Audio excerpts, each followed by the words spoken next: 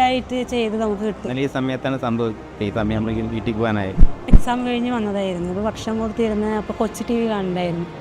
കൊച്ചു T V കാണുമ്പോൾ ഒരു ടോയ് ബോക്സ് ഉണ്ട്. ആ ടോയ് ബോക്സിൽ ആ കമ്പി അറിയാണ്ട് എടുക്കുക വിഴുങ്ങി. അപ്പോൾ അമ്മ ചുമക്കുന്ന കണ്ടപ്പോൾ വന്നിട്ട് ചോദിച്ചപ്പോൾ ആ കമ്പി വിഴുങ്ങി എന്ന് പറഞ്ഞു.